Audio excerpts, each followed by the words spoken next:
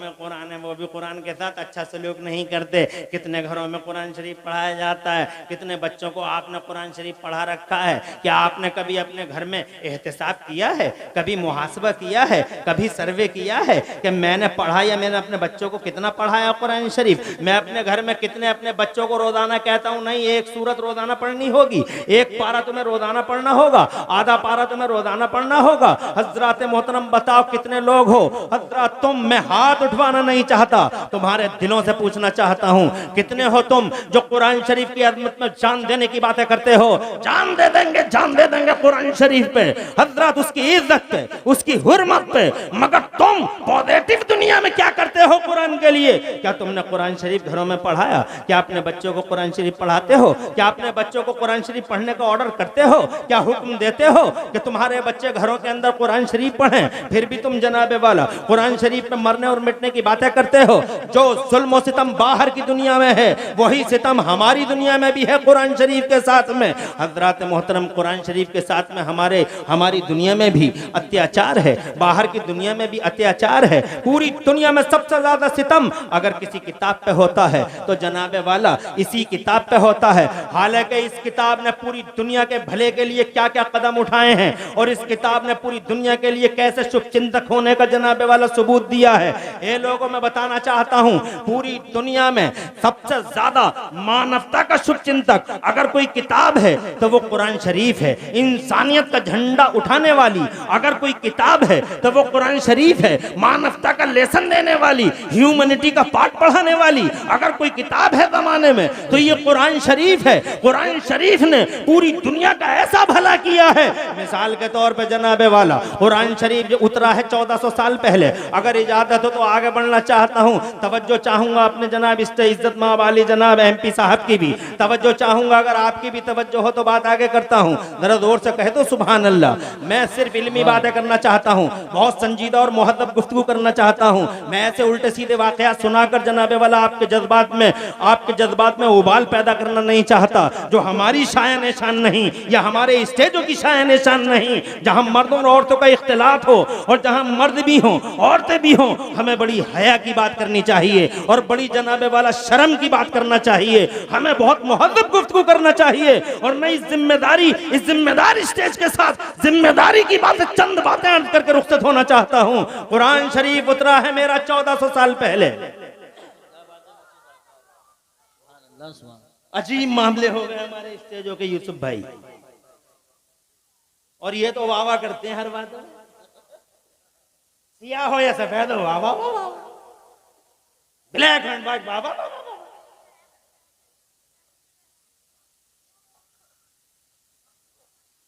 अल्लाह खुश रखे, आपको आबाद रखे और दो जहां में आपके घरों में लाज रखे। मैंने क्या दावा किया? पहला तो यह कि ये अल्लाह ही का कलाम है। दूसरा ये दावा किया है कि ये पूरी दुनिया का शुभ चिंतक मन के आया कुरान शरीफ। क्या बिगाड़ा है पूरी दुनिया का बताओ कुरान शरीफ ने? जो आज कुरान शरीफ के साथ ज्यादती होती है, डिबेटें देखो तो कुरान और इस्लाम के खिलाफ। ये आज तक है, ये ABP है, ये ZTV है, ये फला टीवा, ये फला टीवा, ये मिस्टर एंकर है, ये मिस्टर एंकरियां हैं। इस्लाम के खिलाफ डिबेट है, 24 घंटे इस्लाम के खिलाफ डिबेट है। इस्लामी सो। अरे दुनिया में मजहब और जनाबे वाला धर्म और भी थे, नजरिए थे, मानसिकताएं थी, इज्म थे। किसी के खिलाफ डिबेट नहीं होती। डिबेट जब भी हुई तो मेरे कुरान के खिलाफ बार बार का टेररिज्म लाख कहते आ रहे हैं, ये मौलवी भी कहते हुए आ रहे हैं, ये भी कहते आ रहे हैं, हम भी कहते आ रहे हैं, ऐवानों में बोलते हैं, बोलते वाली जबान नहीं भाई। Islam has no tie with terrorism, Islam has no tie with terrorism, Islam has no tie with terrorism, Islam is against of terrorism for first time all over universe our holy prophet Mohammed Mustafa fought against terrorism. पूरी दुनिया में अगर पहली बार किसी ने terrorism के खिलाफ कदम उठाया तो मुस्तफा जाने रहमत ने उठाया, अगर टेररिज्म का गला दबाया तो मुस्तफा जाने रहमत ने दबाया। अगर टेररिज्म के खिलाफ किसी ने मुनज़्ज़म तहरीक और अभियान छेड़ा है तो मेरे कुरान शरीफ ने छेड़ा है। वसुल्ह खैर, अमन अमान का रास्ता देने वाला कुरान, पूरी दुनिया में अल्लाह की कसम मानवता का झंडा लहराने वाला, और वो कुरान शरीफ जनाब वाला जो ये कहता है नहीं नहीं नहीं नहीं, इज्जत नफ्स और जान की कीमत अल्लाह अज़्ज़ा व जल्ल खुद कुरान शरीफ के अंदर फरमाता है कि एक इंसान की जिंदगी पूरी दुनिया की बेशक बेशक बेशक हक, जो जिंदगी का अमन अमान का अलमबरदार हो। बहरहाल हम कहते हुए चले मगर मानते ही नहीं। डिबेट पे डिबेट, डिबेट पे डिबेट। पहले मुझे बहुत अफसोस होता था, बहुत अफसोस करता था मैं, कभी कभी आंसू आ जाते थे, क्या हो गया है। मगर अब मैं रोता नहीं हूँ। जितनी डिबेटें होती हैं खुश होता हूँ। खुश इसलिए होता हूँ जब भी डिबेट होती है इस्लाम और कुरान के खिलाफ तो मुझे बहुत खुशी होती है। मैंने कहा वाह वाह वाह वाह वाह, मैंने कहा हाँ ऐसा होना चाहिए। हजरत क्यों खुशी होती है मुझे? पहले दर्द होता था, अब क्यों दर्द नहीं होता? अब इसलिए दर्द नहीं होता कि अब मैं समझ गया हूँ इतनी डिबेटें एंटी इस्लाम और अगेंस्ट होली कुरान होने के बाद मैं समझ गया हूं कि जिस पेड़ पे फल ज्यादा होते हैं, बहुत अच्छी बात है, जिस पेड़ पे फल ज्यादा होते हैं उसी पेड़ पे पत्थर भी ज्यादा मारे जाते हैं। पत्थर भी मारे जाते। आज तक मैंने किसी पागल को बबूल के पेड़ पे पत्थर मारते हुए नहीं देखा। जब भी किसी को देखा पत्थर मारते हुए तो आम के पेड़ पे, इसका मतलब ये हुआ कि पूरी दुनिया के पर्दे पर सबसे ज्यादा फल वाला अगर कोई धर्म है तो वो मजहब इस्लाम है, और सबसे ज्यादा फल वाली कोई किताब है तो मेरा कुरान शरीफ है। सुभान अल्लाह, नारे तकबीर, नारे रिसालत, नारे गौसियत, मसलके आला हजरत हजरत अल्लामा मुफ्ती मोहम्मद इमरान हनफी साहिब क़िबला, उलमा अहले सुन्नत, जश्न दस्तारबंदी। तुम्हारी समझ में मेरी बातें आ रही हैं? खूब आ रही हैं। अब जनाब वाला बात को समझने की जरूरत है। जनाब मैं ये कहना चाहता था कि इस कुरान ने दुनिया का बिगाड़ा क्या है? अरे क्या बिगाड़ा जो इसे जलाते हो तुम, इसे फाड़ते हो? इस कुरान शरीफ को पैरों के नीचे रख कर फोटो खिंचवा के वायरल करवाते हो बे। क्या बिगाड़ा है इस दुनिया ने, इस दुनिया में इस कुरान शरीफ ने? मैं बताऊं क्या बिगाड़ा है? मैं ये बताता हूं आपको कि जब से कुरान आया है इस कुरान ने दुनिया को क्या दिया है, इस कुरान की उपलब्धियां क्या हैं। दुनिया को पता नहीं था कि इस जमीन में पेट्रोल भी निकलता है, मगर जनाब वाला सबसे पहले कुरान शरीफ ने ही पूरी दुनिया में सारे ज़माने को बताया और सारे ज़माने के लिए इंकिशाफ किया। वो अखरजतिल अर्दु अस्कालहा, किसी को नहीं मालूम था कि कभी प्लेन उड़ाए जा सकते हैं, हवाई जहाज चलाए जा सकते हैं, और कभी चांद पे जाया जा सकता है। हजरत किसी को नहीं मालूम था 1400 साल पहले। अरे 1400 साल पहले जब माइक नहीं था, जब 1400 साल पहले बिजली नहीं थी, 1400 साल पहले जब कंप्यूटर नहीं था, 1400 साल पहले जब जनाबे वाला साइंस की तरक्की और इर्तिका उरूज नहीं था, उस जमाने में किसी को नहीं मालूम था कि कभी हवाई जहाज भी उड़ाए जा सकते हैं, कभी चांद पे भी जाया जा सकता है। पहली बार पूरी इंसानी दुनिया को अगर किसी ने जनाब अवगत कराया इस हकीकत से कि नहीं नहीं, पूरी दुनिया को इस हकीकत से अगर रूशनास कराया तो कुरान शरीफ ने कराया। क्या पहली बार ये तसव्वुर दिया? क्या कुरान शरीफ के 27वें पारे में अल्लाह ताला ने फरमाया या माशरल जिन्नि वल इंसी इन इस्तताअतुम अन तनफुदू मिन अक़तारिस समावाति वल अर्द फनफुदू ला तनफुदूना इल्ला बिसुल्तान। ए इंसानों और ए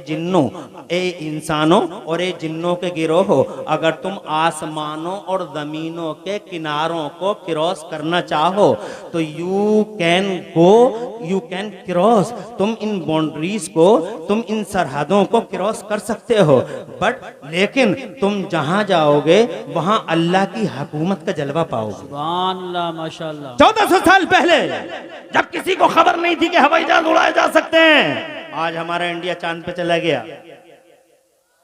तवज्जो है तुम्हारी? अरे बोलो, चांद पे गया नहीं गया? India now on the moon. Airports पर बोर्ड लगे हुए हैं जगह जगह, India is now on the moon. Our India, our great India, our महान Bharat has reached the moon. चांद पे चला गया।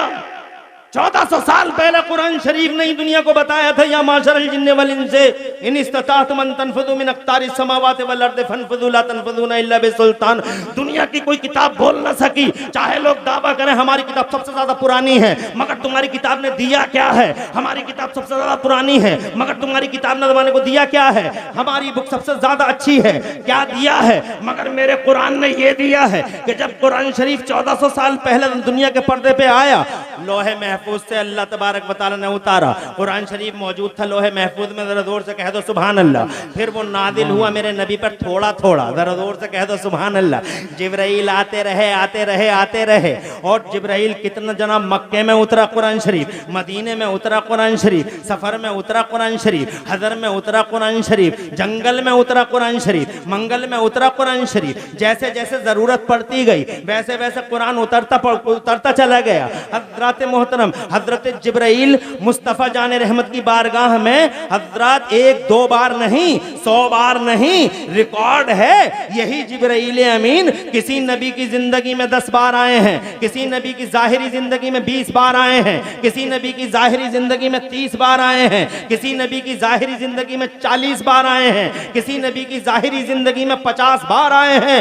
मगर तुम जानते हो मुस्तफ़ा जान रहमत की जाहिरी जिंदगी 63 साल में हजरत जिब्राइल अमीन कितनी बार आए हैं? आपको मालूम है कितनी बार हजरत जिब्राइल अमीन ने हुजूर का चेहरा देखा है? जरा जोर से कह दो सुभान अल्लाह। तो मैं बताऊं आपको, 10 बार नहीं 100 बार नहीं 50 बार 200 1000 बार नहीं 5000 बार नहीं 10,000 बार नहीं, बल्कि यही हजरत जिब्राइल अमीन हमारे हुजूर सल्लल्लाहु अलैहि वसल्लम के दरबार में पूरी 63 साल की जाहिरी लाइफ में हजरत तशरीफ लाए हैं मुकम्मल पूरे 24,000 बार। 24,000 बार हमारे नबी का चेहरा देखा है हजरत जिब्राइल अमीन ने। जरा तड़प के कह दो सुभान अल्लाह। कुरान शरीफ उतरता रहा, मक्के में उतरा, मदीने में उतरा, सफर में उतरा, हदर में उतरा, जंगल में उतरा, हुजरे आयशा में उतरा, बीच नमाज में हुजूर नमाज पढ़ा रहे हैं तो बीच नमाज में भी कुरान उतरा है। 2 रकत हो गई है और 2 रकत बाकी है, तब भी हजरत जिब्राइल आए हैं।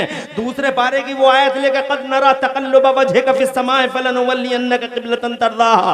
2 रकत नमाज इधर को मुंह करके पढ़ी गई है और अगली 2 रकत नमाज इधर को मुंह करके पढ़ी गई है। ये कुरान शरीफ बीच नमाज में भी उतरा है। एक बार नहीं 24,000 बार आए हैं हजरत जिब्राइल। जोर से कह दो सुभान अल्लाह। जनाब वाला इसी तरीके से कुरान उतरता रहा। अब मेरा कुरान अगर तुम सुन सकते हो, बात इल्मी है, बेशक बेशक, कोई उलझन तो नहीं हो रही? हाँ ना, शैतान परेशान तो नहीं कर रहा? या कोई वाकया सुना दूं?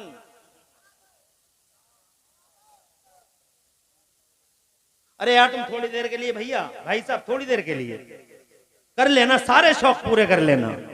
मुझे कितनी देर बोलना? आधा घंटा और बचा। अरे आधा घंटा और बोल लेना तो उसके बाद आराम से कर लेना इन कामों को। हार क्या लाए बताओ? ये कोई हार है? और ये दिखा रहे हैं इन्हें। जाओ बैठ जाओ, जाओ। कोई हार है यार ये? अरे हार लाते गुलाब के फूलों के हार लाते, कोई हार है? ये तो कॉपियां हैं। और ला रहे हैं कितने शौक से। बैठे रहो आराम से, तवज्जो है थोड़ी देर और। मैं ये कहना चाहता था आपसे कि 1400 साल पहले हमारा कुरान उतरता है, तो हमारे कुरान ने दुनिया को क्या दिया?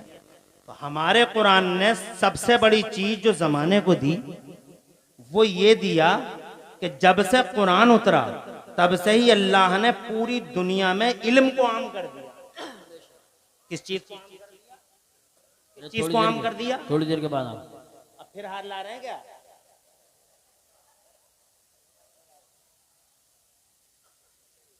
अरे हार लाते तो कम से कम कुछ तो।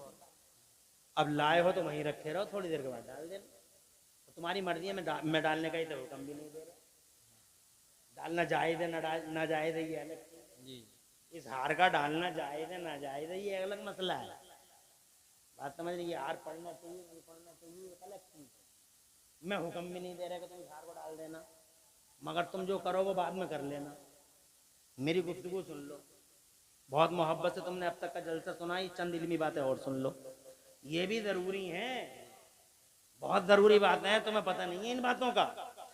1400 साल पहले मेरा कुरान उतरा, जब कुरान उतरा है तो जनाब वाला इस कुरान का आज तुमसे यहूदी पूछता है कि बताओ तुम्हारे कुरान का क्या पता, what's the benefit of holy Quran to this mankind. कोई जवाब है तुम्हारे पास कि इस कुरान का फायदा क्या है? बताओ दुनिया को, क्या जवाब दे सकते हो तुम? तुम्हें पता ही नहीं है।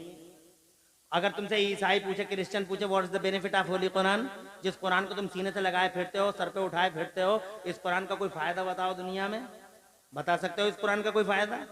नहीं बता सकते। बस तुमसे इतना ही आता है, इसके अलावा कुछ नहीं आता। क्या आवाज ऊंची नीची हुई और तुम शुरू हो गए, इसके अलावा तुम्हारे पास क्या है?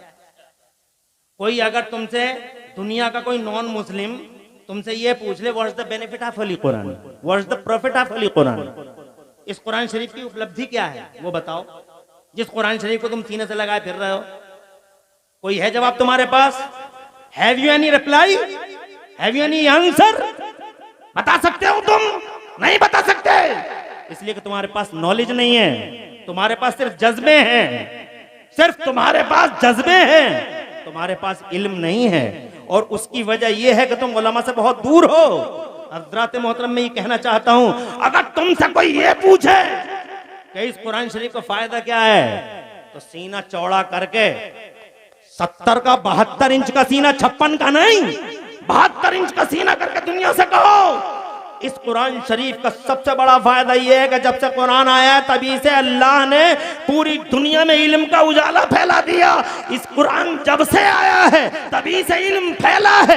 कुरान से पहले जमाने में इल्म फैला हुआ नहीं था, और यही वजह थी कि कुरान से पहले जब इल्म फैला हुआ नहीं था इसीलिए विकास नहीं था। कोई विकास था कुरान से पहले? 1400 साल पहले कुरान उतरता है, हालांकि दुनिया तो बने हुए बहुत दिन हो गए, बसे हुए तकरीबन 6500 साल। मेरे बाबा हजरत आदम 6000 साल पहले, 6500 साल पहले इस जमीन पे आए। मगर बताओ मुझे, हजरत आदम आए, क्या हजरत आदम की औलाद बिजली बना सकी? हजरत शीस आए, क्या उनकी औलाद बिजली बना सकी? हजरत मूसा आए, क्या उनकी औलाद बिजली, क्या उनकी नस्लें, क्या उनकी उम्मतें बिजली बना सकी? हजरत ईसा की उम्मत ने क्या बिजली बना के दिखाई? क्या माइक बना के दिखाया? क्या जनाबे वाला रडार बना के दिखाया? क्या जनाबे वाला हवाई जहाज बना के दिखाया? क्या ट्रेन बना के दिखाई? क्या दुनिया की कोई चीज जनाब किसी उम्मती ने बना के दिखाई? मुझे बताओ, किसी ईसाई ने अगर ये बनाया हो, किसी मूसवी ने अगर बनाया हो, हजरत इब्राहिम खलीलुल्लाह तशरीफ लाए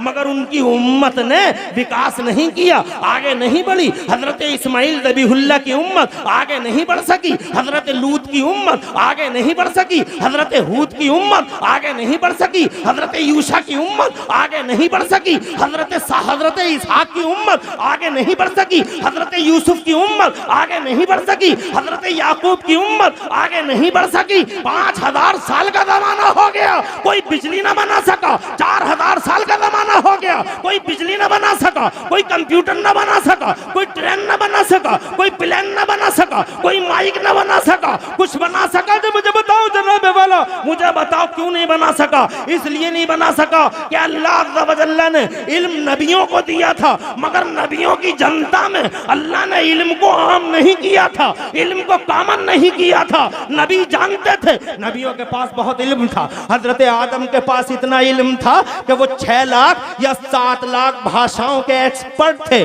और बहुत इल्म रखते थे हजरत आदम नबीना अलैहिस्सलाम। जरा जोर से कहो सुभान अल्लाह। मगर उनकी जनता में इल्म का फुकदान था, जनता में इल्म कॉमन नहीं था। मेरी बात समझ में आ रही है? हजरत आदम को तो इतना इल्म अल्लाह ने दिया, इतना इल्म दिया जन्नत के अंदर। सुभान अल्लाह। जब अल्लाह ने हजरत आदम को पैदा किया तो जन्नत के अंदर जनाबे वाला सबसे पहले अल्लाह ने हजरत आदम को पढ़ाया।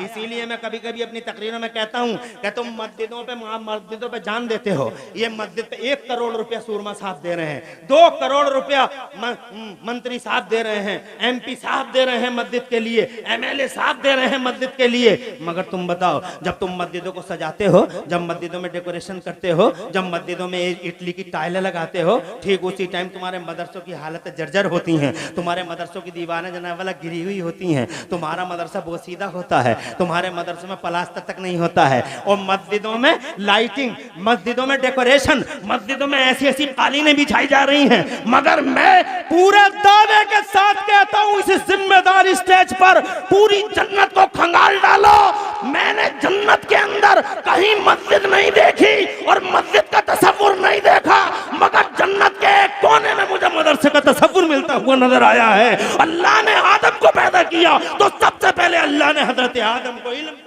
सुभान अल्लाह, नारे तकबीर। बताओ इन मदरसों को तुम सुभान जिन मदरसों को इतना कमजोर समझते हो, ये मदरसे जनाबे वाला इस दुनिया ही से नहीं, इनकी जड़ें बड़ी गहरी गहरी हैं, इनकी जड़ें मस्जिद सीधी जन्नत से मिलती हैं। एक मस्जिद का रिकॉर्ड ला के दिखाओ, मस्जिद का रिकॉर्ड दिखाओ कि सबसे पहले मुझे मस्जिद का तस्वुर जन्नत से मिलता हो। तुम्हारे 1 करोड़ रुपए मस्जिद के लिए, आज मस्जिदों की मीनारें देखो क्या लाइटिंग होती है, मस्जिदों की जनाबे वाला आराइशें देखो। मैं ये नहीं कहता कि मस्जिदों को सजाया ना जाए, मस्जिदों को डेकोरेट न किया जाए, मैं ये नहीं कहता मस्जिदों को आलीशान अंदाज में बनाया ना जाए, मगर मैं ये कहना चाहता हूं अगर मस्जिदें आलीशान बनाते हो तो मस्जिदों से पहले इन मदरसों को आलीशान बनाओ, इसलिए कि ये मदरसे अगर सलामत हैं तो वो मस्जिदें भी आबाद हैं, और अगर ये मदरसे सलामत नहीं है तो वो मस्जिदें भी आबाद नहीं हैं। इसलिए कि उन मदरसों में नमाजियों नमाज पढ़ने वाले नमाजियों को कहां से लेके आओगे?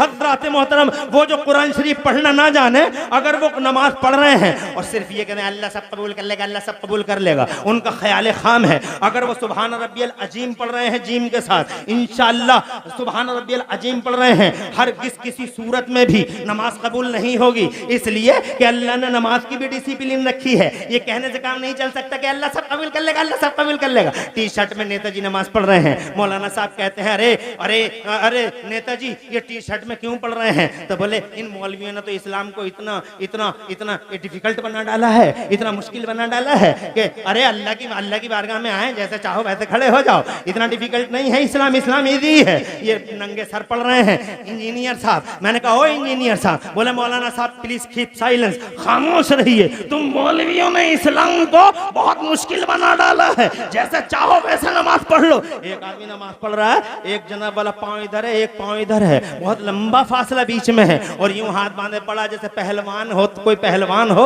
और मस्जिद के अंदर अकड़ा हुआ है। हजरत जरा गौर तो करो, एक एसपी साहब के यहाँ हम आते हैं तो हम अपनी आस्तीनों को नीचा करके मुहद्दब अंदाज में तहजीब के साथ में आते हैं। एसपी साहब के यहाँ बटन खुला न रहे और आस्तीन चढ़ी न रहे। हजरत ये एसपी साहब का दरबार है, ये डीएम साहब का दरबार है, जहाँ हम अपने कपड़ों को और अपने आप को बड़ी तहजीब और सलीके के साथ लाते हैं कि नहीं नहीं साहब बड़ी मुहद्दब जगह जा रहे हैं। अरे ओ एसपी साहब और डीएम साहब के यहाँ अपने बटनों, अपने जनाबे वाला कॉलरों और अपने कपड़ों को तहजीब का रूप देने वालों, यहाँ मस्जिद, जिस मस्जिद में तुम आ रहे हो, ये डीएम साहब का दरबार नहीं है, ये एसपी साहब का दरबार नहीं है, अल्लाह की कसम ये हकमुल हाकिमीन का दरबार है, शहंशाहों का शहंशाह है, जिसके दरबार में तुम हाजिरी देने जा रहे हो। क्या ये ज़ैब देता है कि तुम्हारी आस्तीनें चढ़ी हुई हो? क्या ये ज़ैब देता है कि तुम्हारे बटन खुले हुए हो? क्या ये ज़ैब देता है कि एक पाँव उधर और एक पाँव इधर और पहलवानों की तरह तुम मस्जिद में खड़े हो?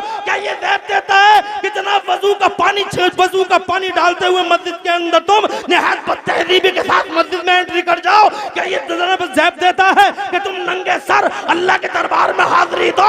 अल्लाह का सबसे बड़ा महबूब मुस्तफ़ा जब भी अल्लाह के दरबार में आता है तो अमामा शरीफ बांध कर आता है, तुम नंगे सर आते हो।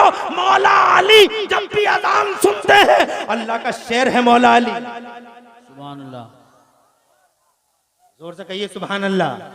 अरे शेर खुदा है वो, असदुल्लाहिल गालिब, मज़हरुल अजाइब वल गराइब, फातिह खैबर हैदर कर्रार, जो ना किसी से डरा, ना किसी से झिझका, ना किसी के सामने सरेंडर हुआ। बहुत बड़े बड़े पहलवानों के ताने बाने उधेड़ कर रख दिया अकेले मौला अली ने। जोर से सुभान अल्लाह। मौला अली की शान आला हजरत इमाम अहले सुन्नत मुजद्दिद दीन और मिल्लत इमाम अहमद रज़ा मुहद्दिस बरेलवी एक शेर के अंदर यूं बयान फरमाते हैं, बहरे तस्लीम अली मैदान में, बहरे तस्लीम अली मैदान में सर झुके रहते हैं तलवारों के, सर झुके रहते हैं तलवारों के। ये शान है मौला कायनात की।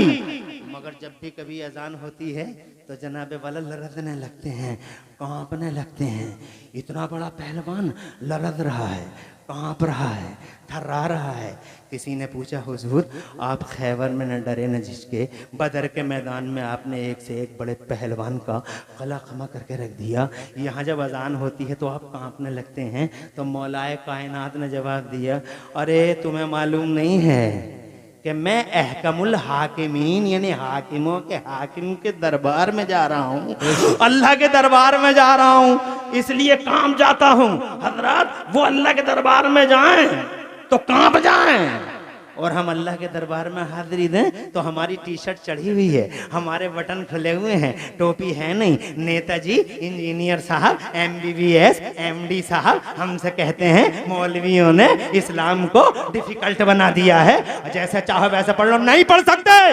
अगर तुम नमाज पढ़ते रहे और ये पढ़ते रहे, सुभान रब्बियल अजीम, सुभान रब्बियल अजीम, सुभान रब्बियल अजीम, सुभान रब्बियल अजीम, दावे के साथ कहता हूँ 1 करोड़ साल तक भी अगर तुम नमाज पढ़ते रहे, एक नमाज भी तुम्हारी कबूल नहीं होगी। क्योंकि अजीम का माना क्या है जानते हो तुम?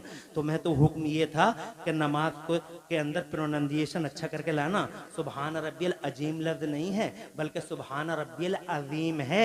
यानी तुम अल्लाह को सुपर पावर कहने जा रहे हो। अल्लाह सुपर पावर, अल्लाह शान वाला है, अल्लाह इज्जत वाला है, अल्लाह ताकत वाला है, अल्लाह की तारीफ करने जा रहे हो। लेकिन तुम बजाय अल्लाह की तारीफ करने के अजीम की जगह अजीम पढ़ के आ गए और क्या कहते हम पढ़े हुए नहीं हैं, हम पढ़े हुए नहीं हैं। अरे पढ़े हुए नहीं, किसने रोका था तुम्हें पढ़ने से? ये कैसा उज्र है तुम्हारा? तुम्हारी नमाज सब कैंसिल हो जाएंगी, सब कैंसिल। जैसे दुनिया में तुम्हारे वोट कैंसिल होते हैं ना, वोट कैंसिल। ये बैठे हुए MP साहब कितनी मेहनत करते हैं, मेहनत करवाते हैं, इनके सपोर्टर लाइन में रहते हैं। पूरा पूरा दिन हो गया, एक वोट डालने के लिए लाइन में खड़े हैं, पड़ गया वोट। लेकिन जिस दिन काउंटिंग शुरू हुई उस दिन जनाबे वाला अधिकारी सामने काउंटिंग जारी है और हजरत उन्होंने कह दिया कि साहब ये वोट कैंसिल हो गया, ये वोट कैंसिल हो गया। तो ये कहते हैं ये वोट कैंसिल कैसे हो गया साहब? तो हम कहते हैं हमने तो बड़ी मेहनत से वोट दिया था, लाइन में खड़े थे, पूरा दिन लगा दिया था और फिर हमने बड़ी मेहनत से ये वोट डाला और आपने 1 सेकंड के अंदर इसे कैंसिल कर दिया। तो वो कहता है साहब आप खुद देख लीजिए, इसमें रोशनाई फैल गई है, रोशनाई फैल गई है, इसकी फोल्डिंग सही नहीं हुई है। तो वो कहने लगा, हम कहने लगे कि साहब ये तरीका हमें तो मालूम था नहीं। तो वो कहता है क्या हमारा कोई अधिकारी तुम्हारे गाँव में बताने नहीं गया था? क्या अनाउंसमेंट नहीं हुआ था? क्या ऐलान और घोषणा नहीं हुई थी कि हमारा अधिकारी बताएगा कि वोट कैसे डाले जाएंगे, कैसे फोल्ड किया जाएगा और मत पेटी में किस तरीके से उस मत को डाला जाएगा? तो जनाब आए तो थे अधिकारी, मगर हमने सुना नहीं। हम मंगल के बाजार को चले गए थे, हम बुध के बाजार को चले गए थे, इतवार की बाजार थी, हम समझ नहीं पाए, सुन नहीं पाए। एक मौका और दे दीजिए। तो वो कहेगा no no no no, it was last and final chance, ये लास्ट और फाइनल चांस था, इसके बाद अब कोई चांस नहीं मिलने वाला, वोट कैंसिल। यही हाल जनाबे वाला नमाजों का है। पढ़ कितना पड़ेगा? सुभान रब्बियल अजीम, सुभान रब्बियल अजीम, सुभान रब्बियल अजीम। मौलवियों को गालियां देते हुए शर्म नहीं करता है, अजीम अजीम पढ़ता है। इसीलिए मैंने कहा है कि ये मदरसे सलामत हैं तो नमाजियों की नमाजें भी सलामत। बेशक।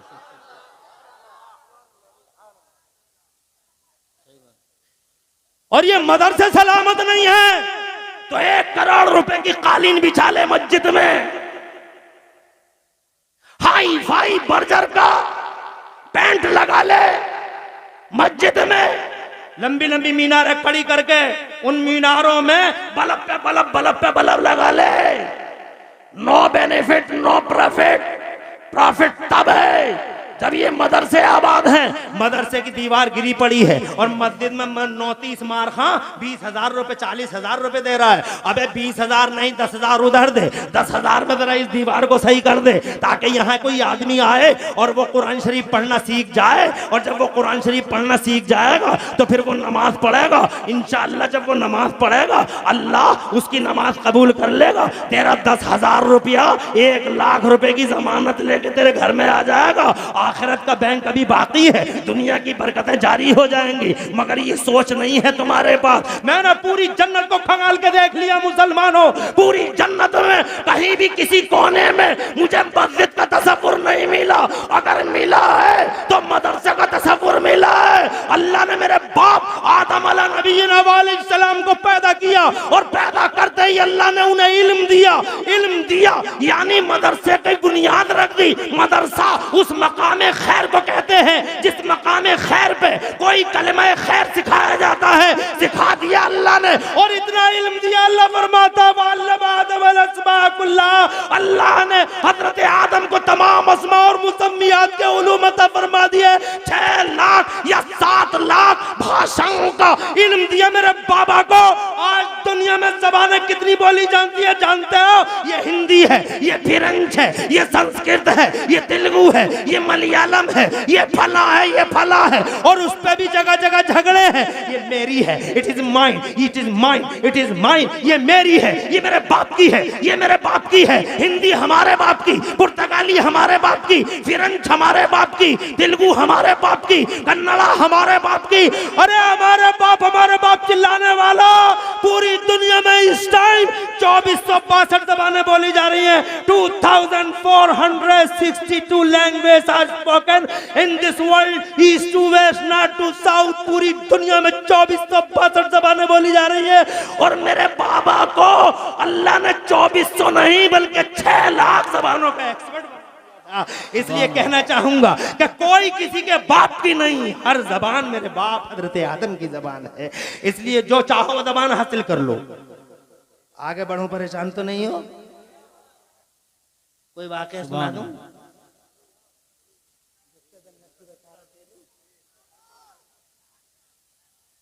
घंटा हो गया पूरा, कहो तो बात को तमाम कर दूं। अल्लाह जज़ाए खैर। एमपी साहब आप ही रख लीजिए।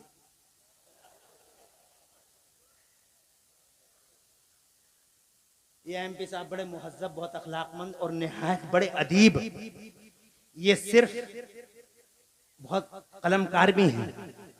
अल्लाह ने जबान पे भी कंट्रोल दिया है और अल्हम्दुलिल्लाह अदब बहुत मजबूत और पुख्ता है बेफज़लिल्लाह ताला।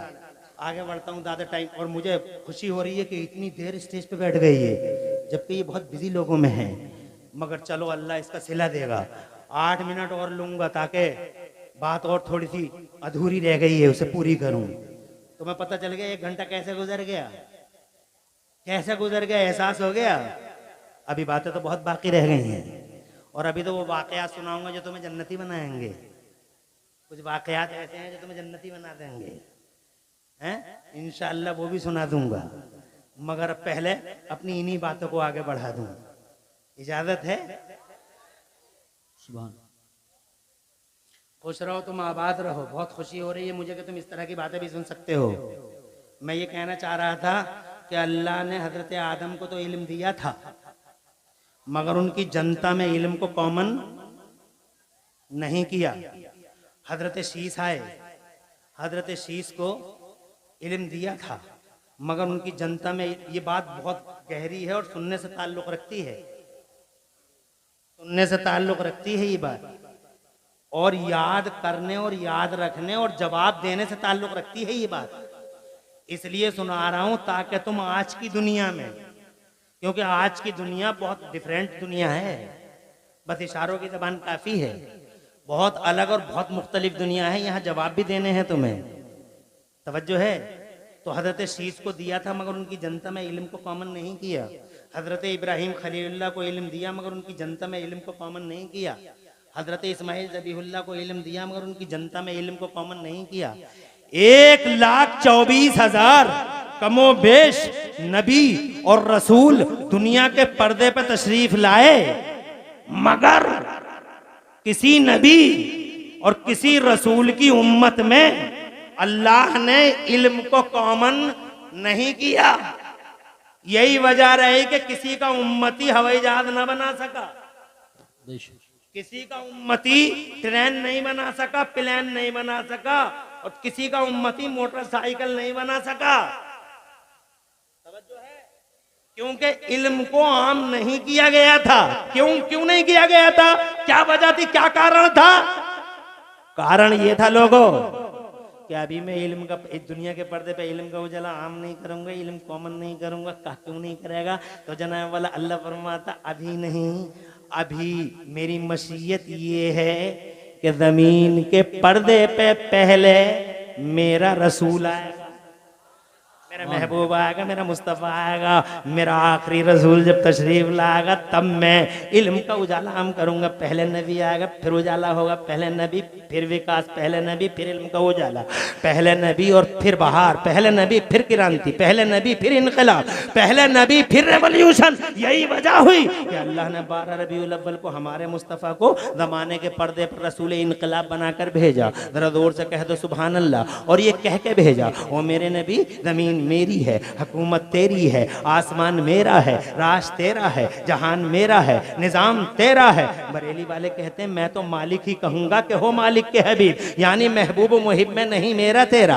हजरत मोहतरम जब मुस्तफ़ा आ गए, हजरत मोहतरम जब आ गए मुस्तफ़ा, बस 8 मिनट की बात है, आ गए मुस्तफ़ा, ज़माने पे छा गए मुस्तफ़ा। उनका बचपन देखा, दुनिया बोली हमने बच्चे बहुत देखे हैं मगर हमने हलीमा के बच्चे जैसा बच्चा ज़माने के पर्दे पे नहीं देखा। और जब वो जवान हुए हैं खंसाल मुस्तफ़ापुर वालों, तो खुदा की कसम जब वो जवान हुए हैं और गलियां महकी हैं और गलियारे मुस्तफ़ा जान रहमत से खुशबूबार और मुश्कबार हुए हैं, तो ज़माना ये कहने पे मजबूर था कि हमने जवान बहुत देखे मगर अब्दुल्ला के जवान जैसा जवान नहीं देखा। और जब वो 40 बरस के हो गए तो अल्लाह ने इरशाद फरमाया आजा मेरे नबी गारे हिरा में आजा। आ गए मुस्तफ़ा गारे हिरा में, और जैसे ही मुस्तफ़ा गारे हिरा में आए, ये जुमला याद रखना, ये जुमला याद रखना, अगर कोई जाने का प्लान करता हो यहाँ से तो इस जुमले को सुनने के बाद ही जाना, ताकि जवाब दे सको ज़माने को। आज की जनता पूछ रही है तुमसे, इसलिए जवाब देना दुनिया को। ये जुमला जरूर सुनना, ये सेंटेंस जरूर इस सेंटेंस को सुने बगैर जाना मत। हज़रात मोहतरम मैं ये कहना चाहता हूँ, जैसे ही नबी गारे हिरा में तशरीफ लाए हैं, जब मुस्तफ़ा गारे हिरा में आए तो फिर अल्लाह ने हजरत जिब्राइल को भेजा। अब कुरान उतरना शुरू हुआ। आज पहला दिन है कुरान उतरने का। अल्लाह जज़ाए खैर दे। ये बातें भी आप लोगों को अच्छी लगती हैं माशाअल्लाह, खुशी हुई। अल्लाह ताला खुश रखे और आबाद रखे। अब अपने MP साहब की भी तवज्जो चाहता हूँ।